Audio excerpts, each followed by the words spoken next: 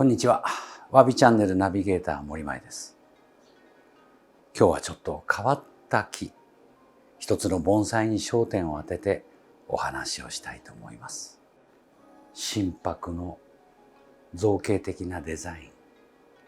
この木が生まれたその道のり、そこに関わった人たち、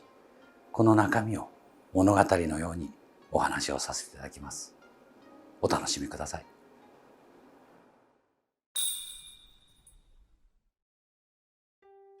とても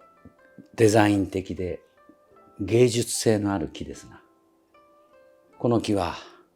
今年の12月に行われる日本盆栽作風展第51回、これの新鋭作家部門に創作盆栽として若き作家陽田さんが挑んだ作品です。創作盆栽というのは寄せ植えや石突き、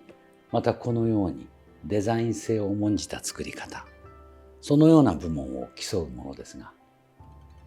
日本盆栽作風賞という賞を受賞なさいました。とても変わった鉢に入っていますが、これは華道、つまり生け花の影イカとして名高かった足立東子先生のお父様、戦前活躍した足立長華先生が生け花用に作られたものです。当時から前衛的な作品を世に送り出した長華先生が残したこの器に穴を開けて盆栽を植えたのが若き天才と言われた熊谷宗一さんです。熊谷宗一さんの作品は2004年に世に送り出しました。私の下で盆栽の作家としての時を20代の時過ごしている時に、自分で思う通りに好きな作品を作ってごらんと言った時に生み出したものです。やはりこの木と同じように枯れたシャリと若き真柏を絡み合うように合体させた創作盆栽として作ったものですが、衝撃を受けるほどのデザイン性を持っていました。2011年、その作品を作ってから7年目のことです。東日本大震災の時に、彼はもともと体に持病を持っていた関係で、ある朝避難している車の中で静かに短い一生を終えました。残されたその作品は生涯ここにいた若い作家が作ったものとして保存しようとしましたが、福井県に住む80を超える愛好家がどうしても譲ってほしいと言って、売らないでもいいと思う値段を言って、しかもこれは創作盆栽で本当のシャリではありませんよと言った中でも求められたことがあります。手放す時には必ず戻してくださいと言って預けるつもりで世に送り出しましたが、数年後にその方が手放した話を聞いて少し心が痛みました。さて、この木がどこに行っただろうと思うこと時々。そんな中、私のもとに三重県の友人が、この木は森前さんが大切にしていた木ではないのかなと言って持ち込んでくれた木が熊谷くんの作品でした。ただし、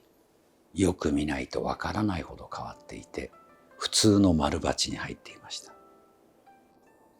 よし、なんとか彼の作品らしく鉢を変えても戻してみようとして作り上げたものは、私が預かる京都大徳寺宝珠院盆栽庭園に今後はここから出さずに置こうと思って飾りました。来る方来る方の感動を呼ぶその木は大徳寺の静かな顔の一つにもなっていました。ある日、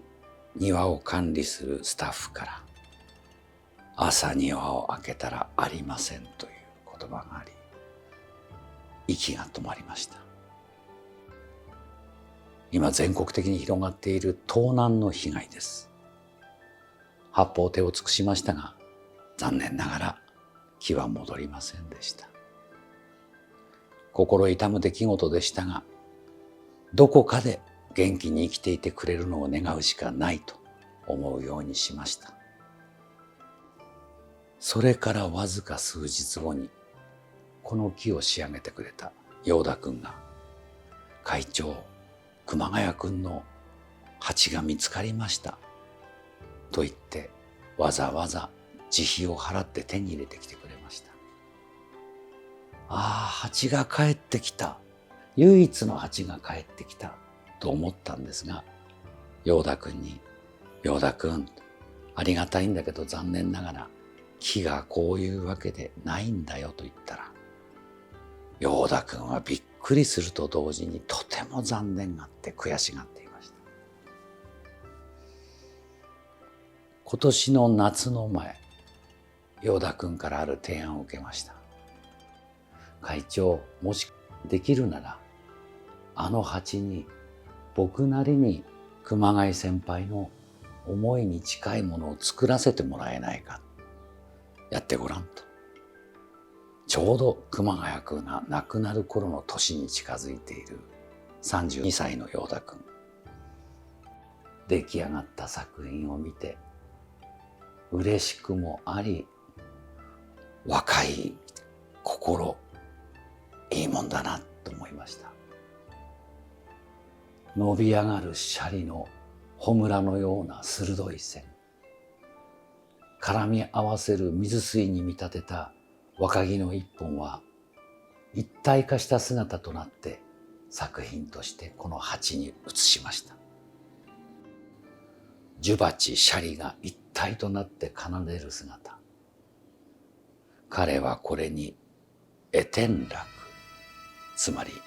雅楽の代表的な響きを感じるとしてその名を付けました。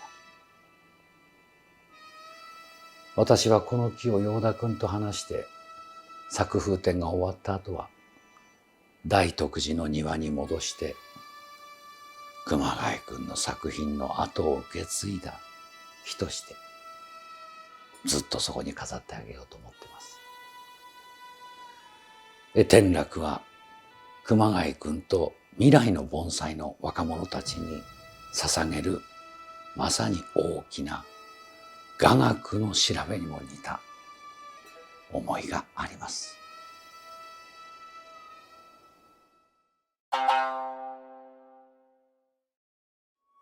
お忙しいとこどうもありがとうございます。ありがとうございます。日頃も羽生で盆栽の作り方などを手伝ってもらってますが、今回は立派な作品をありがとうございました。ありがとうございます。不思議でしたね。あなたがこの鉢をようやく探してくれて届けてくれた時、そのわずか数日前に作品そのものが消えてしまったと。どうでしたか、あの時は。いや、やっと作品を象徴する形にまた戻せる時が来たのかなと思ってワクワクしてたんですけど、お届けに上がってその時に衝撃的な言葉をいただいて、いや本当になんか変な運命というか。この木は皆さんもご存知のように、もう命のないシャリだけを取っておいたものと丸幹の心拍を組み合わせた創作盆栽です。どうしても創作盆栽っていうとまるでフェイクのように扱われますけど、どうなんでしょう、これからの時代。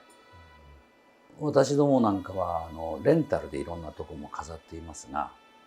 古木の古いものを2週間部屋の中に飾るというのは大変木にとっては過酷な時間です。その時にまだ素材として若いもの、それに何百年という命の足跡であるシャリを組み合わせて一つの姿にすることで、なんか盆栽の新しいステージっていうのが生まれるような気がするんですが、陽田さんはこういう創作に対してはどんな思いですかね。そうですね。創作って言ってもあくまで盆栽っていうことが大前提として必要だと思っていて、やっぱり命があるっていうことが最大の盆栽の魅力の一つなんかなっていうふうに思っていて、そこにこの何百年っていう自然の時を得たこの、今回の場合心拍のシャリですけど、その自然の一部を切り取ってそこに今生きてる、たとえ若い木であってもそういったものを組み合わせることでその自然の威風であったり神秘的なものを表現するっていうところで盆栽として成立していく鑑賞物になるのかなっていうふうには思ってます。そうですね。盆栽界といえばどうしても古典が主流ですが、何十年何百年という時を経たものが高い評価を受けますけど、果たしてそれだけなのかなっていう時代がね、来るような気もするんですけどね。盆栽ももっといろいろな視点が生まれてくれるといいと思うんですけどね。どうですか、この作品をご自身で手がけて私たちは感動しましたが、何かこっからご自分の作品作りというものの何か材料になる思いってのはありましたか？そうですね。多分このシャリとこの今水水になってますけど、これがピタッてはまった時一番驚いて感動したのは僕だと思うんですね。もう正直言いましてね、これのことはもう半年ぐらい前からあなたね、このうちに来てなんかシャリといろいろ組み合わせて試行錯誤していましたもんね。見事にこの鉢を生かしてくれましたけど、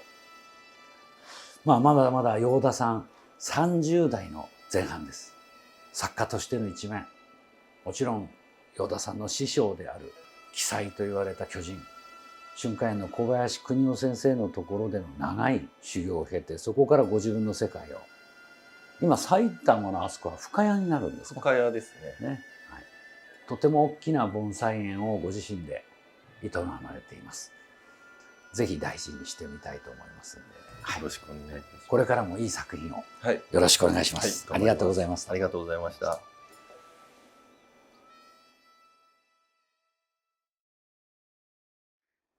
いかがでしょうか。樹齢数百年が当たり前という心拍盆栽を数多く紹介しますが、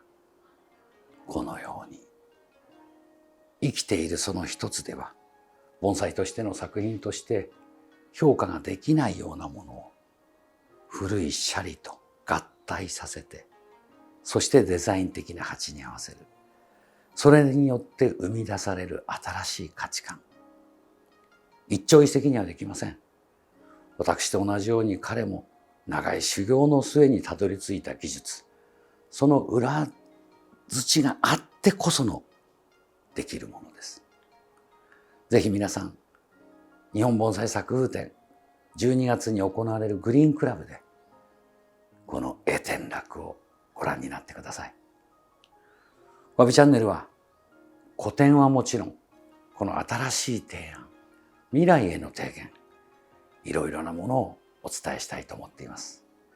ぜひチャンネル登録をなさってお楽しみいただけるとありがたいです。本日もご視聴ありがとうございました。